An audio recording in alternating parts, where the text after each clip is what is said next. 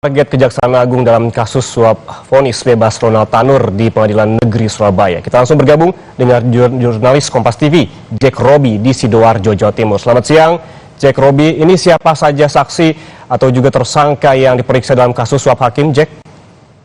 Ya, baik Ian dan pemirsa, bahwasanya dapat kami informasikan bahwasanya hari ini pihak Kejaksaan Agung masih memeriksa narapidana kasus pembunuhan Ronald Tanur yang dilakukan di Rutan Kelas 1 Surabaya.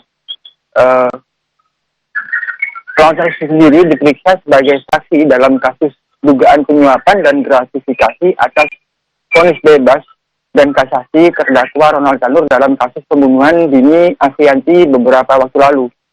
Pemeriksaan Ronald sebagai saksi ini merupakan pemeriksaan perdana setelah sang ibu terlebih dahulu ditetapkan sebagai tersangka dalam kasus dugaan suap dan gratifikasi yang melibatkan 3 orang hakim, yakni Erentua Damanik, Heru Hanindyo, dan Mangapul.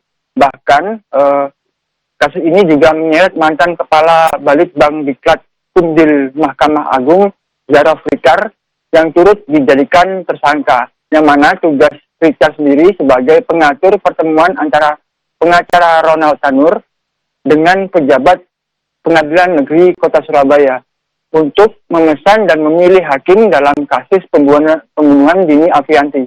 Bahkan dalam penggeledahan yang dilakukan oleh pihak Kejaksaan Agung ditemukan uang tunai hampir 1 triliun rupiah dan emas antam seberat 51 kg yang diduga merupakan uang suap dan gratifikasi yang ditemukan oleh pihak Kejaksaan Agung di rumah Richard. Demikian.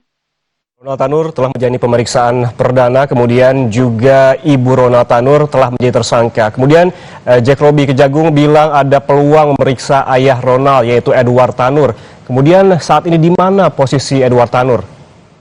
Ya, hingga saat ini masih belum diketahui keberadaan dari ayah dan suami dari Ronald Tanur. Namun tidak menutup kemungkinan Kejaksaan Agung akan kembali memeriksa sejumlah saksi bahkan tersangka lain terkait dengan kasus suap dan gratifikasi ini. Sementara itu, menurut info yang terakhir yang kami dapatkan bahwasanya 3 hakim yang sudah ditahan dan dijadikan tersangka di Kejaksaan Tinggi Jawa Timur akan kembali diperiksa dan dibawa ke Jakarta untuk menjalani pemeriksaan lebih lanjut. Demikian yang dapat kami laporkan. Baik, terima kasih jurnalis Kompas TV Jack Robi melaporkan langsung dari Sidoarjo, Jawa Timur. Selamat bertugas kembali.